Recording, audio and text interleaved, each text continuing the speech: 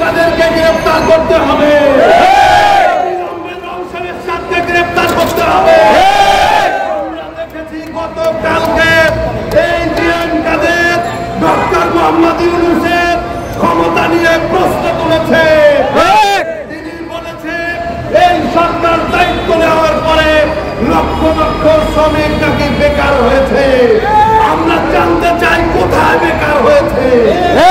হাসিনা বাংলাদেশের 25টি পাঠ্য যখন বন্ধ করেছিল তখন এই কুলাঙ্গার জিয়ানকাদের এবং এই রওশনের সাথে মুখে কুলু বেঁধে দিয়েছিল। বাংলাদেশের থেকে হাজার হাজার কোটি টাকা বিদেশে পাচার করেছে, কথা বলে নাই। 14 সালের বিনামূল্যে এমপি হয়েছে, তারা তাদের সাথে ছিল।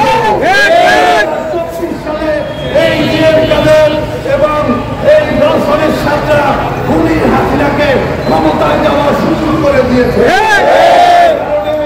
এই অন্তর্বর্তীকালীন সরকারের প্রধান উপদেষ্টা স্বরাষ্ট্রমন্ত্রী আইনমন্ত্রী তাদের বলতে চাই, আইন উপদেষ্টা, যে আপনারা এখনো কেন জিয়ানকাদের এবং এই রওশনের সাথেকে গ্রেফতার করছেন না? সচিবালয়ের ভিতরে চেয়ারে চেয়ারে খুনি হাসিনার দোসররা বসে আছে।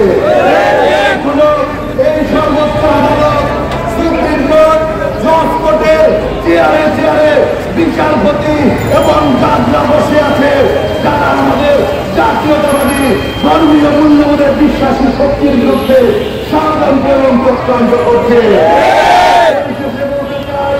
আগামী ডিসেম্বর মাসে নির্বাচন আগে করে অবিলম্বে এই সরকারের উচিত তফসিল ঘোষণা করা এবং দেশের মানুষের ভোটের অধিকার প্রতিষ্ঠার মধ্য দিয়ে বাংলাদেশের গণতন্ত্র চর্চার পর সুগম করার আহ্বান জানিয়ে আমি আমার বক্তব্য শেষ করছি।